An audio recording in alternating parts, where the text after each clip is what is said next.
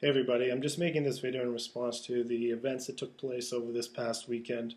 Uh, the disgusting and cowardly terrorist attack that took place, that took the lives of 50 people and injured 50 more people. This video basically is going to be response to that, and I want to give people the chance, if they're interested in hearing a different perspective, hearing a perspective that tries to place this attack in its proper context, tries to give some historical background to it, tries to give people the bigger picture. The mainstream media, like they always do, lie, spin, twist. They're already controlling the narrative and making it about gun control or talking about Donald Trump grandstanding. They're just disgusting people that shouldn't be listened to. But again, if you're interested in what I have to say, continue watching the video. If not, don't. It doesn't bother me. I just feel that something needs to be said about this.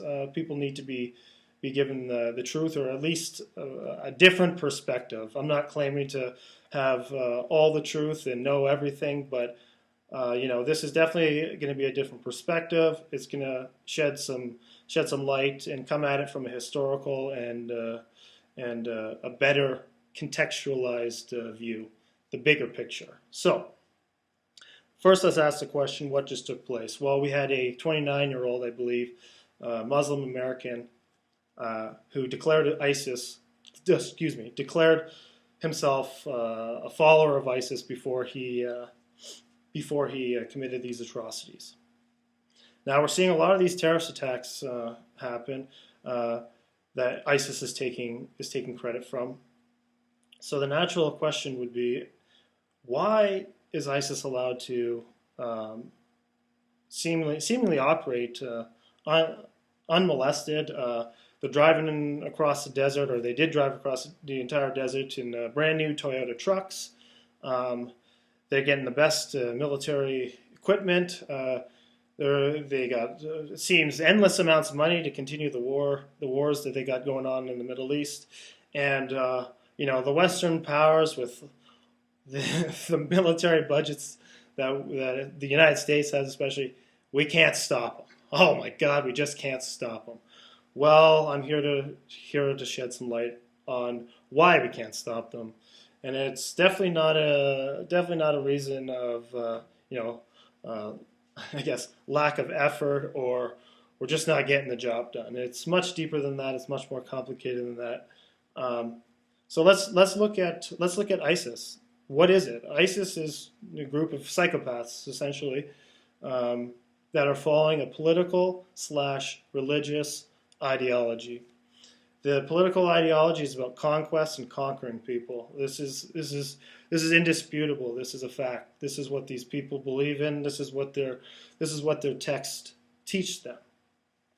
And why has it become so prominent? Well, it's because they've been getting funding. Who have they been getting funding from, do you ask? Well, we know for a fact that Saudi Arabia and the Gulf states are their primary funders, and Turkey. This is documented. There will be links in the show notes of this video that you guys can check out for yourself. I'm just not talking out of my ass. I'm not making this stuff up out of thin air. This is the reality of the situation. Our supposed allies in the Middle East, Saudi Arabia, Turkey, Israel, the Gulf, and the other Gulf states, are all funding these radicals, are all giving them weapons, are all in on letting these people run around the Middle East and completely wreak havoc and destroy. Well, that doesn't make sense. You say, why would our governments let them do that? Well, this goes all the way back to what the Romans used to do, which was a strategy called divide and conquer. When you want to rule a nation or a group of individuals, you first have to divide them, make them fight amongst themselves, and that's how you conquer them. This is why, if you look at radical Islam from a historical perspective, there isn't always, I'm not saying all Muslims are bad, or that Islam as itself is a dangerous religion. There's many peaceful people who are Muslims and who follow Islam. This certain sect has always been funded, has always been propped up by the West and the financial backers of the West. Why do they do this? It's because they need crazy people, basically extremists, that will always be in conflict with the other religions in the Middle East. And this is why the Middle East has always been a tinderbox. You've had the Sunnis, which are the radical Wahhabists, that blow themselves up and who wage jihad and commit all these atrocities, cutting people's heads off and whatnot. You have the Shiites, who these people hate each other. These people mostly live in Iran, but they're also spread out in different areas in the Middle East, in particular Syria. But these people have always been warring with each other, and the West has always been that invisible hand behind them, fanning the flames, funding both sides, especially the radical Sunni side, over the past little while. They've always been there because it's always created conflict, and when there's conflict among two groups in one area, the third group from the outside, especially a powerful one like the British Empire or now the American Empire, or what you could call the Anglo-American Empire, which is all of the West, they can really have their way in their countries. And this is, if you look at this from a historical context, this is what the wars in the Middle East have been about since September 11th. You go into Afghanistan, you destroy that country. You go into Iraq, you completely destroy that country. Then you go into Libya, you destroy that country. You go into Syria, you destroy that country.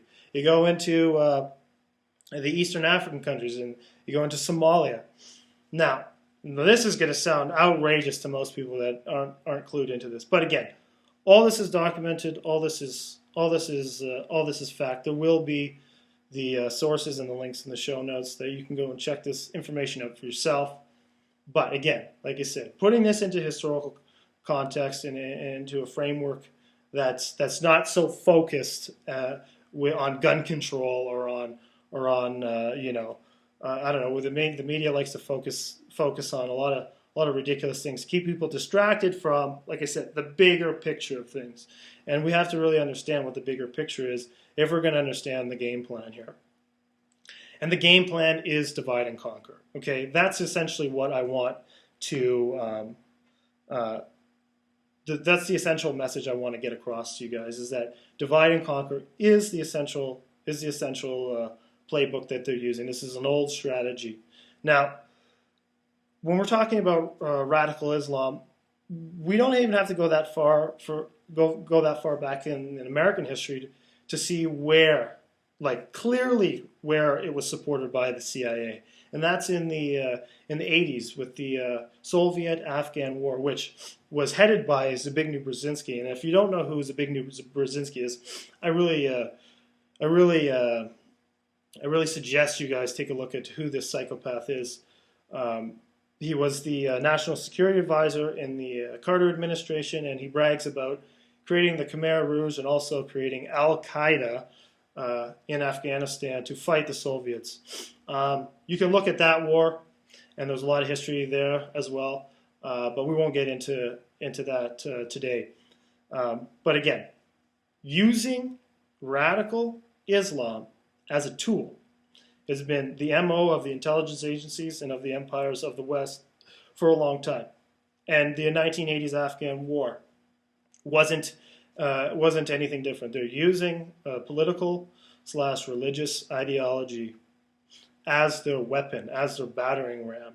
They fund it, they train them, and then they unleash them. This is how things are operated. And if you don't get that, I'm sorry for you. I feel bad for you. This is just plain hard fact. Okay. Again, things will be documented. You can check this kind of stuff out for yourself. Now, since 2001 and subsequent wars, we have completely destroyed Afghanistan, Iraq, Libya, Syria, and a host of other countries. Okay? They have been completely destabilized. Absolutely, we're talking Syria was a democratic country with a high, pretty high literacy rate. People were going to school. Women had rights. Same thing with Iraq. You can say whatever you want about Saddam Hussein, and he was a disgusting human being, but the country was stable. People went to school. Women weren't beaten. You know, it was a secular country. Same with Syria. Now, if you're a Western banker or somebody who works for the CEO of Boeing or Raytheon, nothing's better than war. And if you want to control a region like the region of the Middle East, where there's massive amounts of energy reserves, and a nice and a foothold in the Middle East will give you a strong standing on the continent of Eurasia, which is a huge piece on the geopolitical chessboard. If you read Zbigniew Brzezinski's book, The Grand Chessboard, where he talks all about this. But anyways, over the years, all these countries, these secular countries, which were stable, there was no war. People weren't blowing each other up left and right. There wasn't mass civilian deaths going on. These countries were relatively stable. Well, all of a sudden, the wars of aggression in the Middle East completely destroy the governments of these countries, and they unleash the radical jihadists. This is what's happened. They've destroyed and destabilized these countries to divide and conquer them so they can rule over them. Now you ask, okay, what the hell does this have to do with the terrorist attack in Orlando, Florida? Well, here's how all this ties in. With the destruction of the Middle East, now you have millions of displaced people that are pouring into Europe and North America. A lot of these people are good-meaning people and are literally trying to escape their war-torn countries, which unfortunately we have helped destroy in pretty much all cases, and have funded these radical Islamic terrorists. Now, with all these people coming into Europe and coming into North America, okay, among these people are the radical jihadists, are the people that are willing to blow themselves up, are the people that are committing these terrorist attacks. Okay? Now, our governments are letting these people in. The United States government is letting these people in. This is why people like Trump, and I'm not necessarily endorsing Trump or supporting Trump, but this is why people like Trump are soaring in the polls. The borders are wide open. They're letting all these people in. But again, this is what they want to do, because they want to divide and conquer us as well. And again, that may sound absolutely out of this world, crazy to most of you people. Which, and if you think it is, again, that's your opinion. This is mine. This is my perspective. But again, there will be notes and links in the description, so you can parse this information yourself and come up with your own opinion. But letting these people in is going to create the clash of civilization, which has been talked about and books written about. So I suggest you go look into those books as well. When you are ruling a country, again, we live in a hierarchical society, and when you are ruling over a country and you want to control it, how do you do that? You divide and you conquer. Now, these terrorist attacks that are going to take place, they're going to take place more in Europe. They're going to take more of them are going to take place in the United States, and there's going to be more in Canada as well. These terrorist attacks are going to be used, even though if you're looking at this from a historical perspective and you're putting it in from the proper context, yes, these are real terrorists attacking, killing people. Again, where did ISIS come from? Where did their weapons come from? Where is the money coming from? Again, our governments are supporting these terrorists. Yes, these are terrorists, but the biggest terrorists are the intelligence agencies out there, is the state. Okay? The state has killed more people than any sort of terrorist organization ever could dream of. And you people need to start realizing that, listen, our governments are corrupt, okay? They're dishonest with the people. They have different agendas than what they portray in the media, and we need to wake up to these. Because if we don't, the more terrorist attacks that happen, the more legislation that they're going to pass to take away our freedoms. Just look at Canada and Bill C-51. Okay, look at the United States. Look at the Patriot Act. Look at all the subsequent legal frameworks that have been put into play based on protecting people. Well, clearly they're not doing a good job of protecting people because these attacks keep happening. And no, you cannot trade security and expect to get freedom out of it. It doesn't work like that. If you know anything about history, you'll see right through that. And don't give up your freedoms for a false sense of security. Look at these incidents. Look at these Look at these incidents from a perspective that isn't so focused on what the mainstream media is telling you. Look at what's going on from a wide angle. Please try and put this into its proper context. Please look at the information that I talked about in this video and see if see if I'm wrong. Try and prove me wrong. I don't really care. Do something. Share this video. Like and subscribe on YouTube. I'm going to make more videos on the political situation we have going on right now. Just the climate in general of the world right now. There's a lot of interesting things going on that need to be put into their proper context. So if you're interested about truth, you're interested in libertarianism ideas, you're interested in anything that's going to expand your mind, please just like and subscribe to the video below. There'll be much more to come. Thanks.